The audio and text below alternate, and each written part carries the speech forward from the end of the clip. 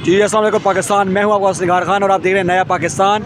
ये signal officer mess आप देख सकते हैं, ये इसका गेट है। पीटीआई के कारकुनान यहाँ पे सुबह से जमा थे। इमरान खान साहब को आज गिरफ़्तार कर लिया गया है। उसके पेश नज़र कारकुनान आज डंडे सोटो समेत यहाँ पे पहुँचे हैं और इन्होंने सॉफ्टवेयर अपडेट कर दिया। अब ये देख सकते हैं, ये वीडियो है सिग्नल ऑफिसर मैस की।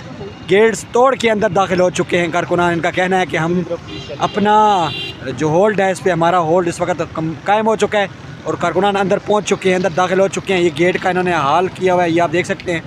दूसरी तरफ अगर दिखाया जाए, ये पुलिस है, यहाँ आग जली हुई। ये कचहरी चौक के मनाजिर है। यहाँ पे पुलिस की भारी नफरी तैनात है। सामने आपको गाड़ियाँ भी नज़र आ रही होंगी और यहाँ पे वक्तन फ़क्तन शैलें की जा रही है कारकुनान पे। लेकिन यहाँ पे सवाल ये बनता है, फिर भी कारकुनान डटे हुए हैं और इनका मुकाबला कर